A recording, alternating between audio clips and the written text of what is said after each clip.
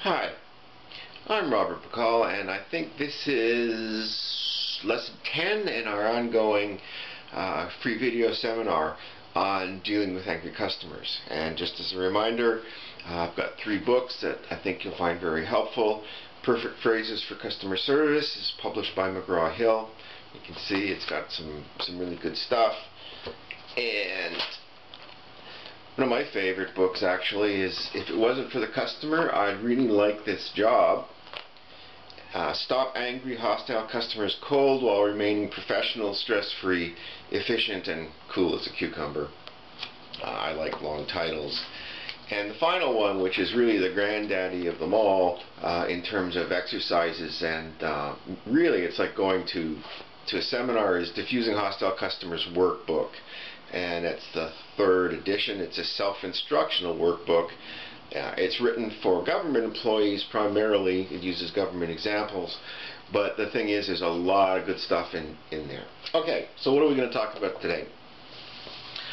In the last session, when I talked about telephone silence and then explain why telephone silence works as a technique, I talked about the game of communication, the hostility game, the anger game, that kind of thing. So today I want to talk about 2 things, okay? Number 1 is bait and not to take it. And number 2 is, now what is that? Okay, 2 things that are the rules of the game of verbal abuse that you want not to do. Okay, so first of all, let's talk about the concept of bait.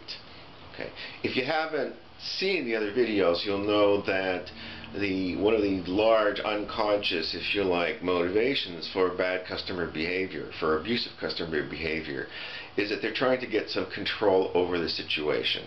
So, and how do they know that they have control? Well, they have control over the situation when you react emotionally. Now that could be that you show your frustration, that you look intimidated, that kind of thing.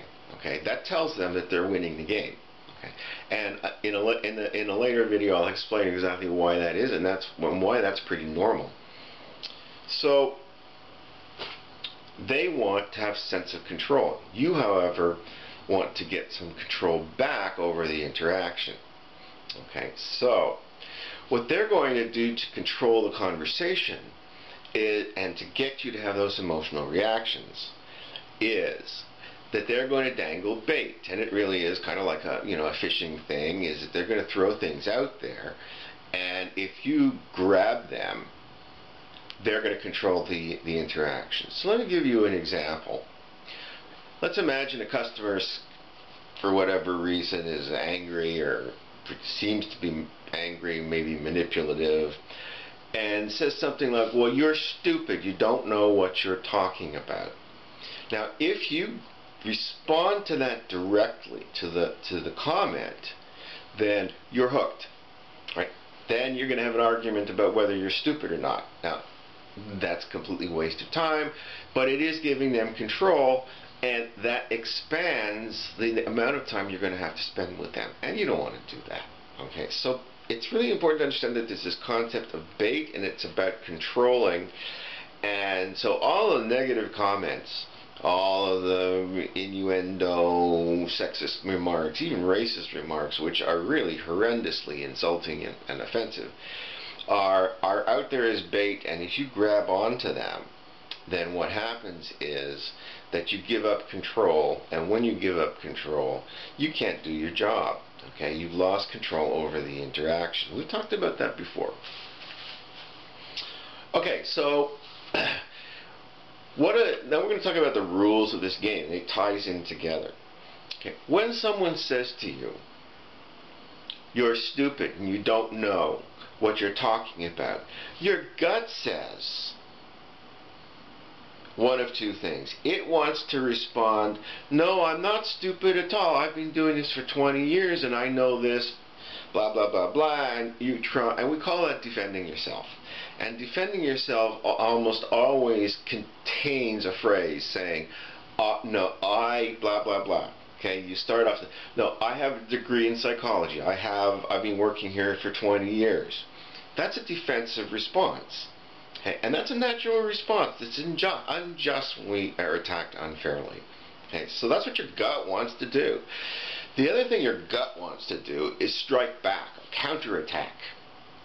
Okay, so what will happen is, person says, well, you're stupid and blah blah blah, and you might say, oh well, isn't that interesting? What qualifications do you have?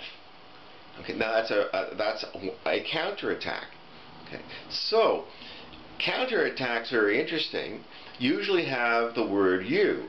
In other words, you're focusing on the other person. So, I mean, the childish thing is someone calls you stupid and says, I know you are, what am I? To use the Pee Wee Herman thing, but that's a counterattack, okay? So, the thing with the bait and the thing with defending and counterattacking is that when you defend, when you counterattack, you're taking the bait. Not only that, you're doing what the other person expects you to do. And this ties in with our earlier videos. When you do what the person expects, they're just able to continue. They don't have to think. And once again, if you're going to be diffusing customers, you want to step just a little bit outside of what's expected. Because if you do that, when you require them to think, they slow down, and that gives you the opportunity to start using some of the other techniques that we'll be talking about. Okay, so that's the point. Don't take the bait, and almost all of this crap is bait. And stay away from defending yourself and stay away from counterattacks. And specifically that means trying to stay away from I blah blah blah blah, unless it's helpful of course, or you blah blah blah blah. Okay, because those are perceived as defensive statements or aggressive statements. Okay, see you next time.